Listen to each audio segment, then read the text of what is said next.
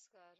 संस्कृत श्लोका चॅन्टिंग या आपल्या यूट्यूब चॅनलवर आपले सर्वांचे मनापासून स्वागत. आज गुरुपौर्णिमा.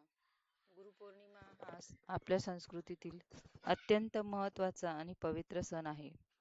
आपल्या आयुष्याला योग्य दिशा देणाऱ्या आणि अज्ञानाचा अंधार दूर करणाऱ्या सर्व गुरूंप्रती कृतज्ञता व्यक्त करण्यासाठी हा दिवस साजरा केला जातो. हा सण हिंदू दिनदर्शिकेनुसार आषाढ महिन्यातील शुक्ल पक्षाच्या पौर्णिमेला साजरा केला जातो. संस्कृतमध्ये गु म्हणजे अज्ञान किंवा अंधार आणि रू म्हणजे तो अंधार दूर करणारा प्रकाश.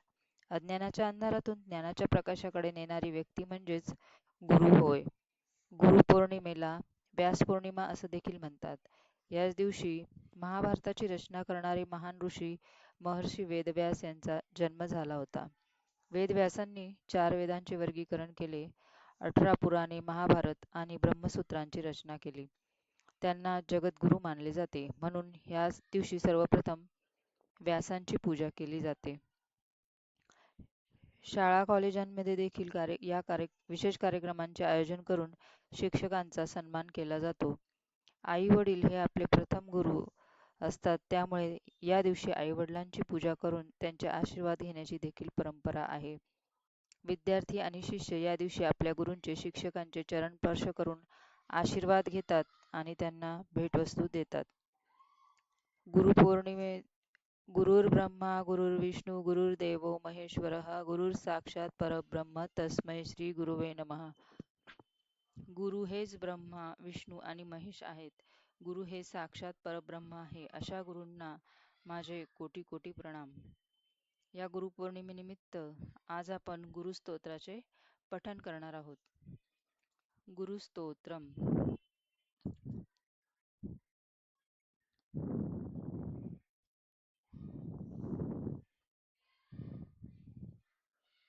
गुरुस्तोत्रम.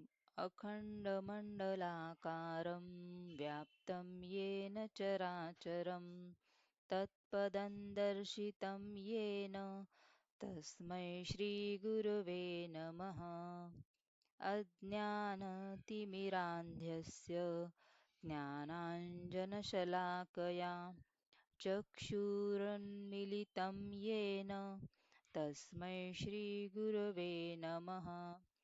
गुरुर्ब्रह्मा गुरुर्विष्णू गुरुर्देवो महेश्वरः गुरुरेव परं ब्रह्म तस्मै श्रीगुरवे नमः. स्थावरं जङ्गमं व्याप्तं यत्किञ्चित् सचराचरं तत्पदं दर्शितं येन तस्मै श्रीगुरवे नमः. चिन्मयं व्यापि यत्सर्वं त्रैलोक्यं सचराचरं तत्पदं दर्शितं येन तस्मै श्रीगुरवे नमः.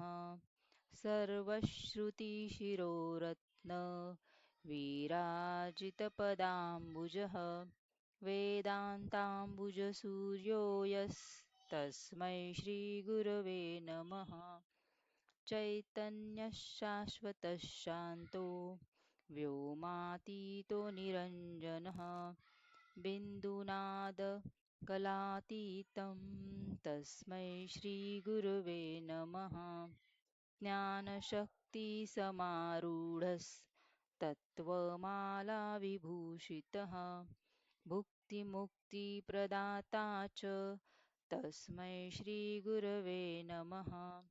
अनेकजन्मसम्प्राप्त कर्मबन्धविदाहिने आत्मज्ञानप्रदानेन तस्मै श्रीगुरवे नमः.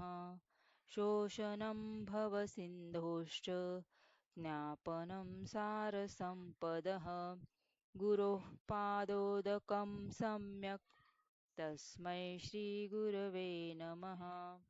न गुरोरधिकं तत्त्वं न गुरोरधिकं तपः तत्त्वज्ञानात् परं नास्ति तस्मै श्रीगुरवे नमः. मन्नाथ श्रीजगन्नाथ मद्गुरुः श्रीजगद्गुरुः मदात्मा सर्वभूतात्मा तस्मै श्रीगुरवे नमः गुरुरादिरा गुरुरादिरनादिश्च गुरुः परमदैवतं गुरोः परतरन्नास्ति तस्मै श्रीगुरवे नमः त्वमेव माता च पिता त्वमेव त्वमेव बन्धू च सखा त्वमेव त्वमेव विद्या द्रविणं त्वमेव त्वमेव सर्वं मम देवदेव इति श्रीगुरुस्तोत्रं सम्पूर्णम् श्री गुरुदेव दत्त आता रेकॉर्ड झालाय का नाही सांगा